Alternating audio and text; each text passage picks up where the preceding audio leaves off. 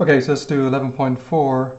So it says let u be the vector u1i plus u2j plus u3k, and v be the vector v1i, v2j, v3k.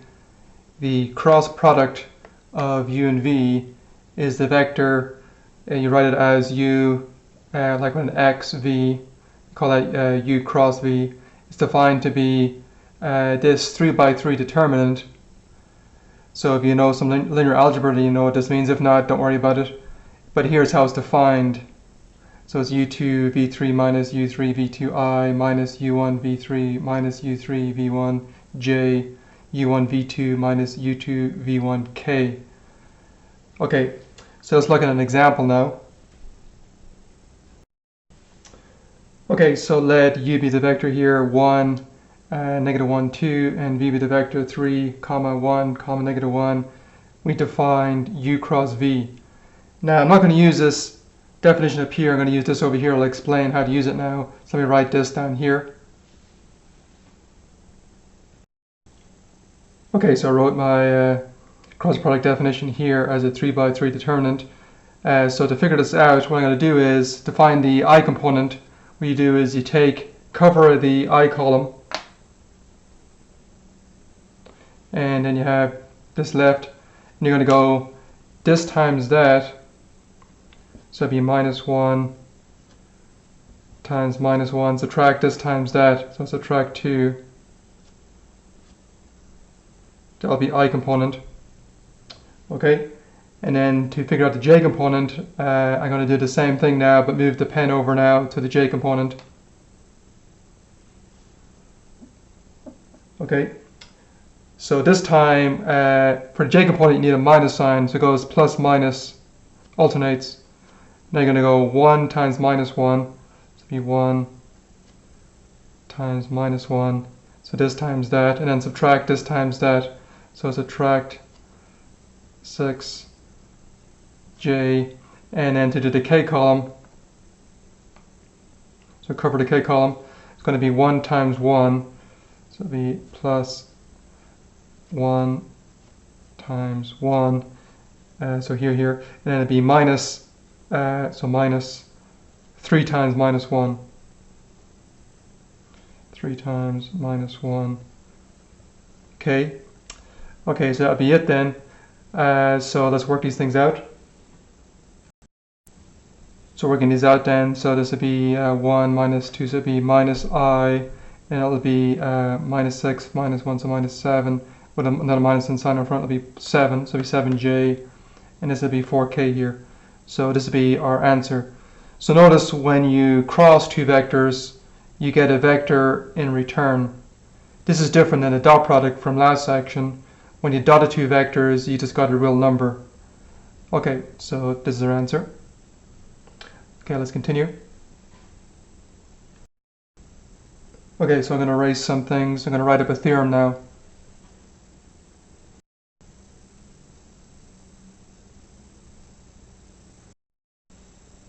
Okay, so theorem 3 is some properties of the cross products. So let u, v, and w be vectors and c a scalar. So we have these 6 properties. The first one is saying u cross v. If you switch the order around and do v first, it introduces a minus sign. Okay, property 2 is like a distributive property. It says if you have u cross the sum of v and w, you can do u cross v plus u cross w, so it's like a distributive property here. And then here, if you have, again, c is a scalar, so a scalar is like a real number. So c times u cross v is the same as c times u cross v. Okay. Property 4, it says u cross the zero vector. So the zero vector would be the vector with zeros in all the components, is equal to the zero vector cross u, which is equal to the number 0. Okay. Well, actually, sorry, equals the zero vector. Okay, because when you cross, it's a vector. And property 5, u cross u. So if you take a vector and cross it with itself, you get the zero vector. Should be a vector here. And property 6, u dot v cross w is equal to u cross v dot w. Okay, we're only going to prove 5. You can look at the rest of the proofs, so not that hard. But let's look at the proof of 5. Okay, so let's prove property 5. So let U be U1i plus U2j plus U3k. Let's now look at U cross U. So let me write the definition of U cross U here.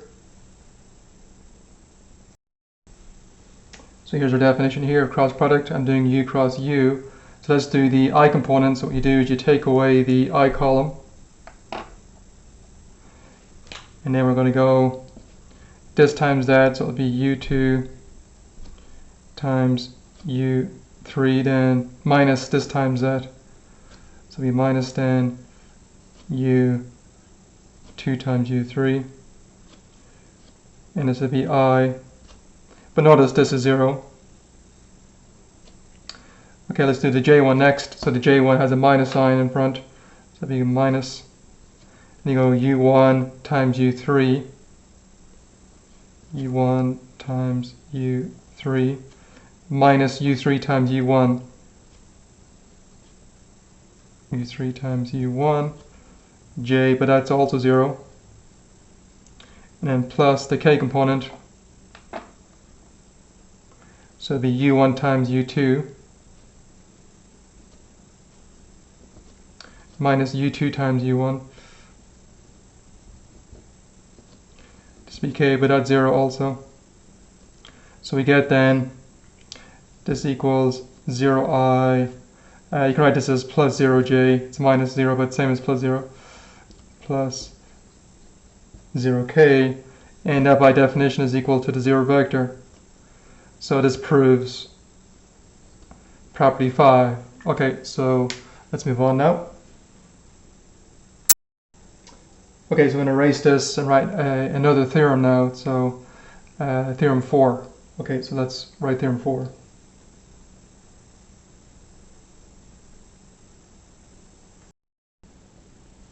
Okay, so here's theorem 4. So property 1 says U cross V. This means perpendicular to, I'll explain what that means in a second. It's perpendicular to U and is perpendicular to V. So what I mean by this perpendicular is that if I take my U cross V and dot it with U, it's 0. And if I take my U cross V and dot it with V, it's 0. That's property 1. Property 2 is saying the magnitude of U cross V is equal to magnitude of U times magnitude of V, sine of angle between the vectors. Theta is the sine of angle between vectors.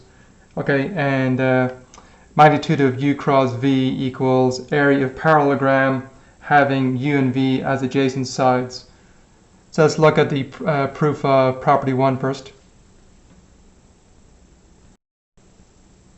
Okay, so let's prove property 1. So I'm going to let U be this guy, V be this one. So let's look at the cross product. So we'll do the I component first. So I component would be U2 times V3 times V3 minus U3, U3 times V2, yeah. U3 times V2. Then we'll do J1. That'll be minus, then it'll be U1 times V3. And then minus U3 times V1. And lastly, plus, do it down here, I'll do here. The K1 would be U1 times V2, and then minus U2 V1. U2 V1, that's in the K direction. Now let's look at U cross V dot U. Let me write it down here. Okay, so look at U cross V dot U. So I'm going to use up here. So it's going to be U1 times this guy. It's going to be U2 times this whole thing here. And then U3 times this whole thing here. Okay, so let me write that down here.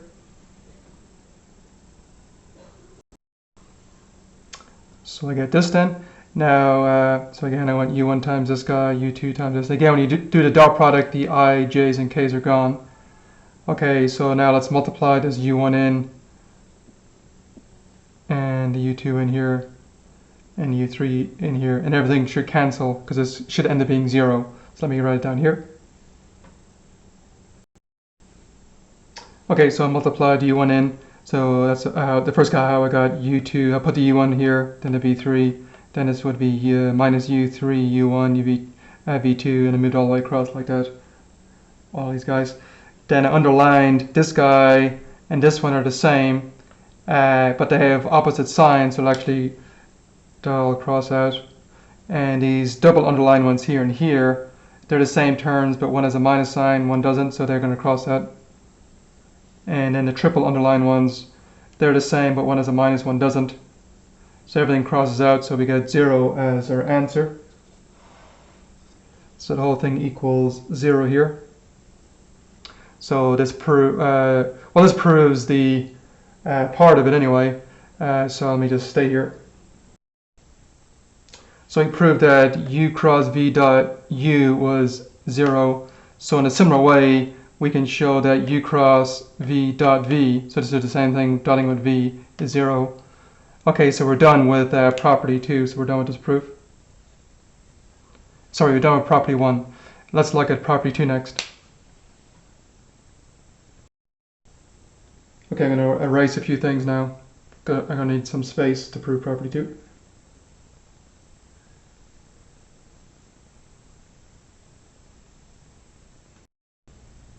Okay, so let's look at the proof of property 2. So here's property 2 up here. So let's make some observations. So note from Theorem 2, the cosine of theta equals u dot v over magnitude of u, magnitude of v. And also from trig, you should know this. This is the main identity from trig, the Pythagorean identity. Sine squared plus cosine squared is 1. So in particular then you can solve for sine squared by subtracting cosine squared on both sides. So sine squared equals 1 minus cosine squared. Now in place of cosine we can write u dot v over magnitude u, magnitude of v, so put that there. So we'd have this then. Now I'm going to multiply both sides by magnitude of u squared, magnitude of v squared. So multiplying on this side, this times, so if I put this with this one, they cross off. I'm not going to write all details. And it'll be this times 1, and it'll be this times the sine squared term, so let me write it over here. Multiplying, we get this then. Okay, so my u is equal to u1i, u2j, u3k, and the v is defined a similar way.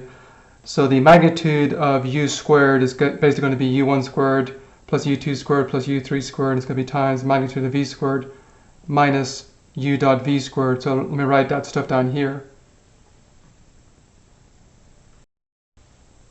Okay, so I wrote down here. So magnitude of u squared would be u1 squared plus u2 squared plus u3 squared. Magnitude of v squared would be this guy. Then u dot v, so it'd be u1 times v1, u2 times v2, u3 times v3. And you're squaring it, so I'm just going to write it, multiply it by itself here. Now we're going to have to multiply all this stuff out, so it's going to be kind of tedious here.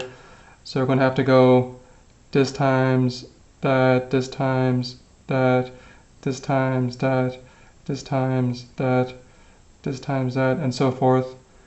Let me do that. So I get the u1 squared times this, and times this. So I got this then. Next I'll do the u2 squared times all this stuff. Let me write it here. Next I did the u2 squared times all this stuff, which I have right here. Okay, let's do the u3 squared next. Okay, so I did the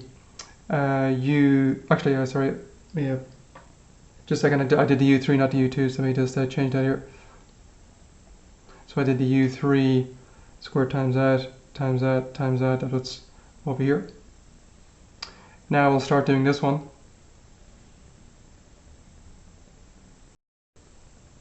Next I did the u1 v1 times all this stuff over here. So the minus sign comes along with it. So it'll be u1 squared, v1 squared is the first one, then I went to the next one, and I got this. Let's next do this guy. So doing this, we get these three down here, and then we'll do the last one now, the u3, v3 times all this stuff. Let's write it down here. So doing that, we get these last three here. So now let me point out some like terms here. So first notice the u1 squared, v1 squared cross off with this one. These two cross off, these two cross off, and these two cross off. Okay, let's keep going. So next notice that these two are like terms, these ones I've underlined, and the ones I've double underlined, they're like terms, and the ones I've triple underlined are also like terms. Okay, now I'm going to rewrite things.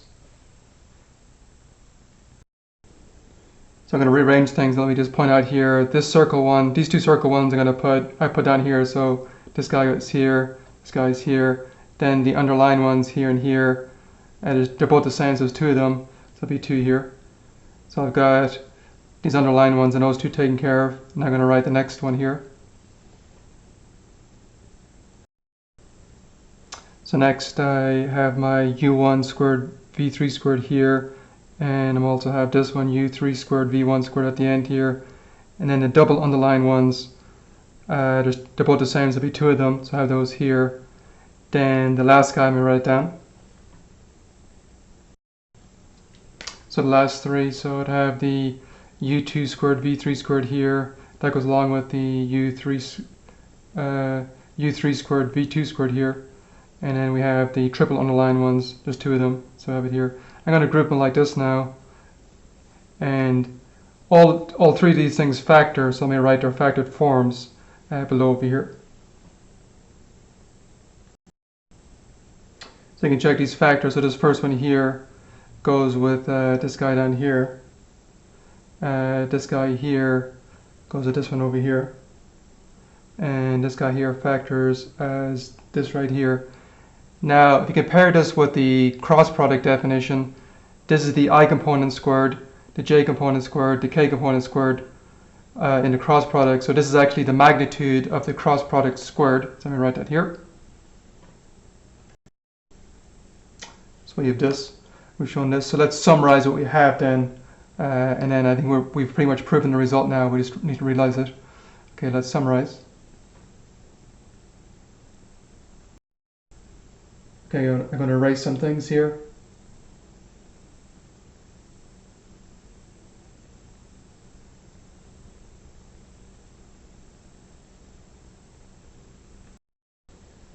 Okay, so hence we've shown that this equals this. So we can then just get the property we're trying to prove by taking square root on both sides, property 2. So taking square root on both sides, this would be magnitude of u cross v equals this. I don't need to put an absolute value on the sign here because the angles between 0 and 180. So in the first and second quadrant, the sign is positive. So that therefore we have this. Again, here's my angle. The angle is the angle between the vectors. Here's my u and v. So we have this. So this proves then theorem 2. So hence we're done with property 2. So again, this proves property 2. So we're done. I'm going to leave it there in this video. We'll pick it up next time with theorem 5. Okay, so let's leave it there.